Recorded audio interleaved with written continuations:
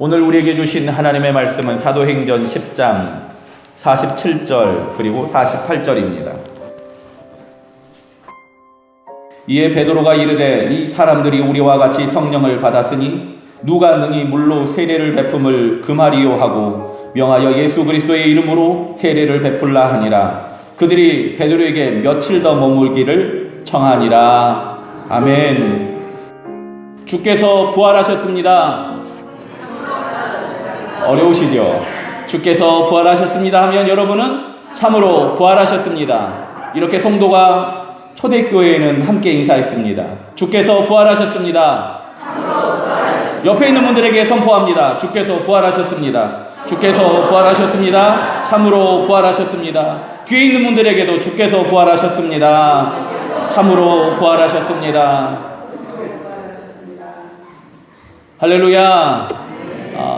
교회의 가장 중요한 절기 중에 하나가 바로 이 부활절이 아닐까 싶습니다. 그래서 오늘 저희는 이렇게 많은 것들을 준비하고 특별히 부활의 주님 앞에 이제 예수 그리스도의 사람으로 살겠습니다라는 의미로 세례식을 베풀었습니다. 오늘 이 본문에도 세례를 베풀림이 등장합니다. 베드로가 이방인으로 고넬료의 온 집에게 세례를 주고 그리고 거기에 있어서 있었던 많은 일들이 오늘 본문의 내용입니다. 사실 베드로는 유대인으로 특별히 하나님의 선택받은 사람으로 저기 더러운 사람과 다르다는 생각 가지고 살았습니다. 그런데 성령이 갑자기 임한 겁니다. 이방인 고넬료의 집에 성령이 임하니까 베드로가 더 이상 어떻게 할 바가 없습니다. 왜냐하면 당시에 세례라는 것은요, 교회에 들어오는 표였습니다. 그래서 이 교회에 들어오려면 세례를 받음으로 이제 이 사람은 우리 식구가 되는 겁니다. 근데 우리 식구로 받은 사람이 괜찮은 사람이면 누가 뭐라고 합니까? 딱 봐도 이방인이고 더러운 사람이고 부정한 사람이라고 손가락질하고 개 돼지 취급하는 그 사람이 세례를 받는다면 여러분 어떻게 생각하시겠습니까? 이건 사실 보통 일이 아닙니다. 베드로가 내가 이 사람들한테 세례 줘야지 하고 간 게 아닙니다. 갑자기 그들에게 설교하는 중에 성령이 그들 위에 임하심으로 그들의 믿음 때문에 성령이 임하고 그들이 달라지는 겁니다. 그러자 베드로가 어떨 도리가 없습니다. 세례를 주자. 교회는 처음부터 성령의 공동체요, 하나님의 공동체입니다. 누구나 올 수 있고 어떤 사람은 오면 안 되고 하나님을 사랑하는 사람이 오는 곳이 교회고 하나님을 사랑하고 싶은 사람이 오는 곳이 교회고 하나님의 사랑 없이는 살 수 없는 사람들이 오는 곳이 교회입니다. 은혜가 아니면 모일 수 없는 이곳이 하나님의 교회인 줄 믿으시기 바랍니다. 우리 교회 장관이 다니고 세종시장이 다니고 백만장자가 다니는 것이 우리의 자랑이 아니라 하나님이 우리 교회의 주인 되심이 우리의 자랑입니다. 누가 이 교회에 올 수 있습니까? 누구나 하나님 사랑 필요한 그 사람이 누구나 올 수 있는 곳이 교회입니다. 로마서 8장에 교회를 이렇게 그리고 하나님의 사랑에 매여 있는 우리를 이렇게 얘기합니다. 누가 우리를 그리스도의 사랑에서 끊으리요? 환난이나 공고나 핍박이나 기근이나 적신이나 위험이나 가리랴. 우리를 사랑하시는 이로 말미암아 우리가 넉넉히 이기느니라. 내가 확신하노니 사망이나 생명이나 천사들이나 권세자들이나 현재일이나 장래일이나 능력이나 높음이나 기품이나 아무 피조물이라도 우리를 우리 주 예수 그리스도 안에 있는 하나님의 사랑에서 끊을 수 없으리라. 아멘. 하나님의 사랑에서 우리를 끊을 수 없습니다. 2000년 전 부활하신 그 주님께서 우리를 사랑하여 주셔서 보여주신 그 사랑에서 우리를 끊을 수 없기에 오늘 우리는 그 부활의 능력을 우리 안에 모심으로 사는 겁니다. 우리가 성만찬으로 함께 나누지 않았습니까? 그 살과 피를 먹은 사람은요, 예수님을 이 안에 모시는 겁니다. 부활의 주님이 오늘 여러분 가운데 역사하기를 주님의 이름으로 축원합니다. 십자가 사랑이 여러분 가운데 들어있기를 주님의 이름으로 소망합니다. 지난 주일은 우리가 특별히 고난주간으로 함께 새벽 예배하고 그리고 뜨겁게 기도하며 지냈습니다. 소예배실에서 하는데 좁은 소예배실이 아주 꽉 찼습니다. 한 24분에서 한 30분 정도 와서 함께 기도하는데 그 시간들이 시간 얼마나 감사한지 모릅니다. 특별히 제일 처음 선포했던 말씀이 예수님께서 십자가에 달려 죽으실 때 마지막 했던 7마디 말 중에 첫 번째입니다. 아버지여 저들의 죄를 용서하소서. 용서에 대해서 설교하고 그리고 용서해 줄 사람, 용서의 사람으로 살기를 같이 나누고 고백했습니다. 저는 그렇게 설교했습니다. 기도도 했어요. 그런데 설교하고 기도는 설교한 사람도 깜빡 잊고 그냥 바쁘게 살아가다 보면은 정신없잖아요. 근데 오후쯤 돼서 카톡으로 연락이 왔어요. 제 주소록에 없는 사람입니다. 목사님 잘 지내셨죠?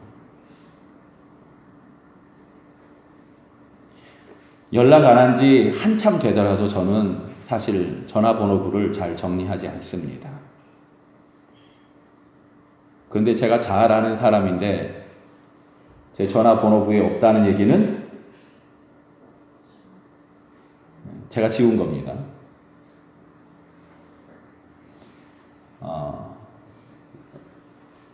특별한 이유가 있었던 것도 아닌데 저보다 한참 어린 그분과 저는 관계가 참 불편했습니다.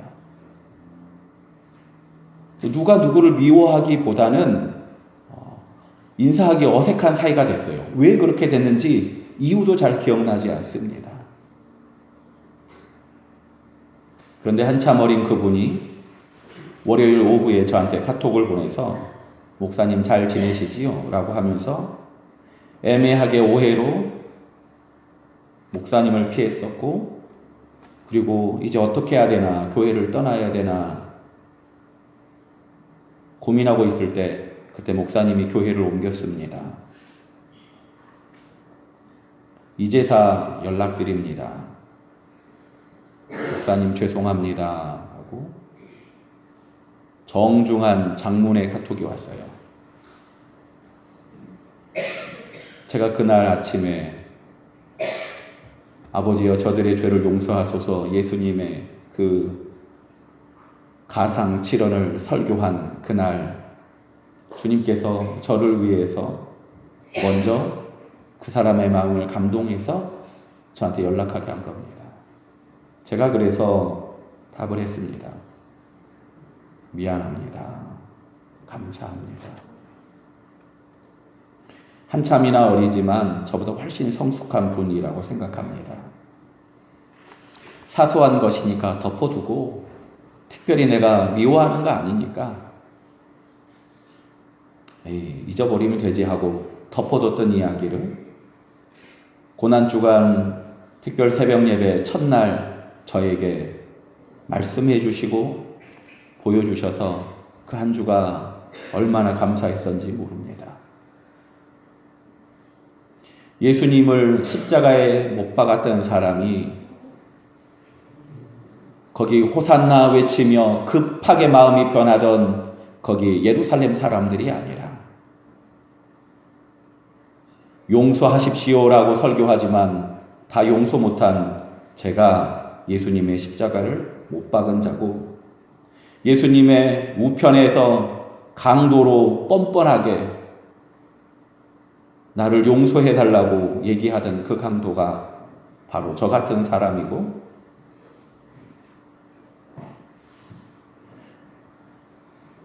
뿔뿔이 흩어졌던 뻔뻔한 제자들 바로 저 같은 목사가 아닐까 싶습니다. 근데 예수님께서는 그 십자가 위에서 사랑을 부탁해 주셨습니다. 요한복음에 유일하게 등장하는 사랑하는 제자. 그 제자의 이름은 모릅니다. 그저 요한복음은 십자가에 있는 예수님이 마지막 부탁할 때 그 제자를 이름도 없이 사랑하는 제자로 부릅니다. 그리고 그 제자에게 부탁합니다. 네, 어머니라. 왜 부탁합니까? 사랑하니까. 예수님이 사랑하니까 남겨진 어머니를 그 제자에게 부탁하고요. 그 어머니에게 그 제자를 부탁합니다. 하나님이 우리를 사랑해 주셔서 여러분에게 부탁하며 맡겨주신 일들이 있습니다.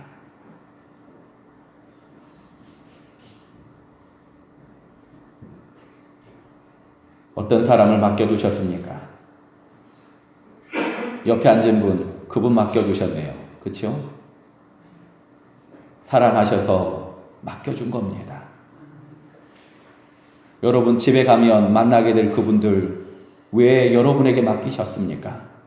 예수님이 사랑하셔서 십자가에서 마지막 부탁하신 겁니다.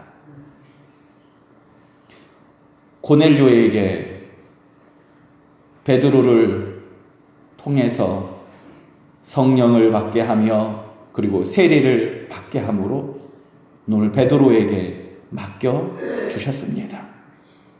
그렇게 베드로가 고넬료에게 세례를 베풀고 나서 그냥 일이 끝나는 줄 알았습니다. 그런데 그렇게 끝나지 않습니다. 우리 같이 10장 48절 함께 읽어봅니다. 명하여 예수 그리스도의 이름으로 세례를 베풀라 하니라. 그들이 베드로에게 어떻게 해요? 며칠 더 머물기를 청하니라. 아멘. 사실 세례를 받았고 교회의 일원이 되었어요. 이걸로 끝이면 아주 간단합니다. 그런데 이게 끝이 아닙니다. 며칠 더 머물기를 청하니라.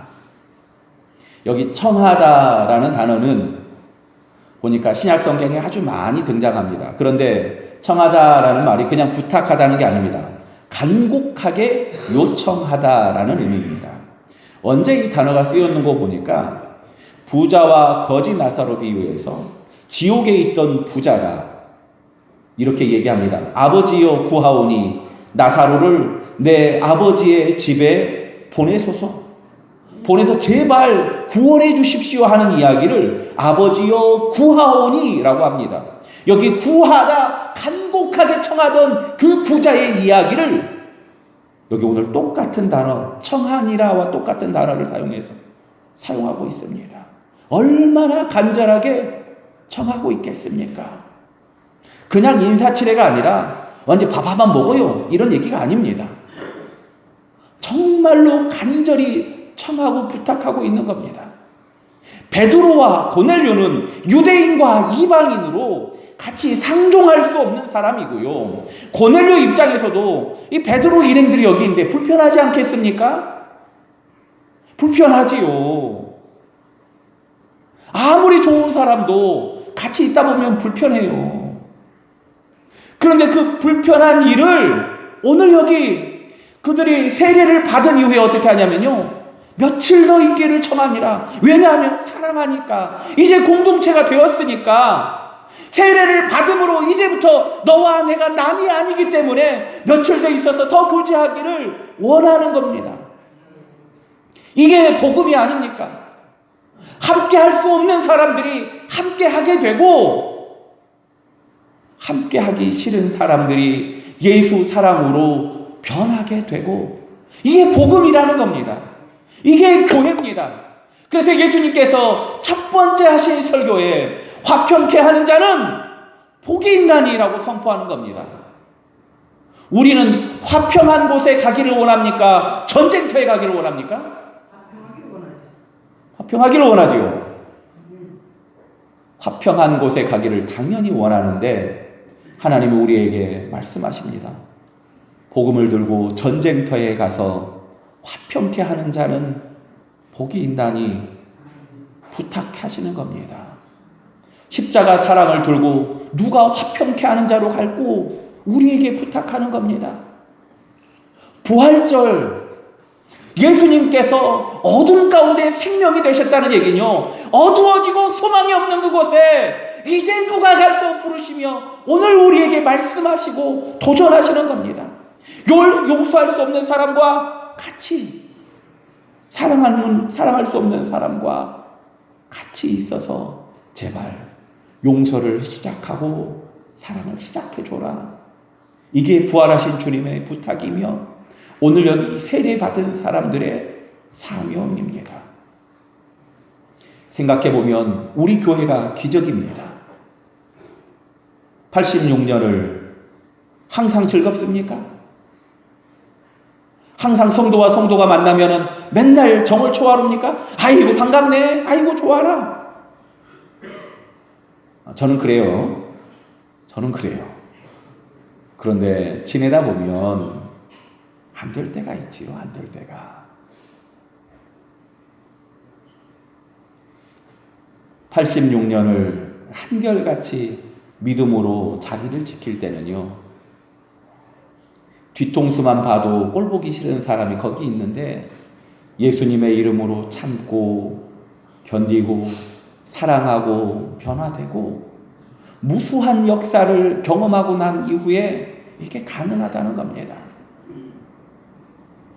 그래서 저는 이 교회가 기적이라고 생각합니다. 생각해보면 여러분의 가정이 기적이고요, 여러분이 머물고 있는 여러분의 공동체가 기적입니다. 우리가 하나님의 사랑 아니면 어떻게 우리가 견디며 이기며 변화시킬 수 있습니까? 사망에서 생명으로 옮기셨던 주님이 오늘 우리 인생을 사망에서 생명으로, 여러분의 가정을 어둠에서 빛으로, 이 교회를 연약함에서 강함으로 옮길 줄 믿으시기 바랍니다. 주께서 죽으시고 부활하심으로 살리기를 원하신 것이 여러분 인생이며 또한 이 교회입니다. 부활의 주님이 그래서 우리 가운데 역사하기를 주님의 이름으로 축원합니다. 특별히 오늘 고넬료가 베드로를 향하여 제발 며칠 더 머물기를 청하는 것처럼 오늘 여러분의 인생이 제발 함께하기를 원하는 바로 그런 사람 되기를 주님의 이름으로 축원합니다. 기도합니다. 사랑의 주님 감사합니다. 부활의 능력을 우리에게 허락하여 주시며 부활 소망을 우리에게 주셔서 감사합니다. 하나님, 세례받은 그 사람들이 며칠 더 함께 있기를 간절히 청하며 더불어 같이 있는 그곳이 하나님의 부활의 은혜가 시작되는 자리임을 우리는 바라봅니다. 하나님, 우리가 바로 그런 사람 되게 하여 주시옵소서. 예수님의 사람으로 함께 하기를 원하는 사람, 조금 더 있고 싶은 사람, 예수 생명으로 더 많이 사랑해 주는 사람, 화평케 하는 자로 어두운 곳에 믿음으로 달려가는 사람, 부활의 증인들 다 되게 하여 주시옵소서. 하나님께서 우리가 가는 곳마다 어둠이 물러가게 하여 주시고 병마가 떠나가게 하여 주시며 예수 부활의 소망이 증거되게 하여 주시옵소서. 예수님의 이름으로 축복하며 기도합니다. 아멘. 우리 찬송 191장 함께 찬양하며 준비한 예물을 주님 앞에 드립니다.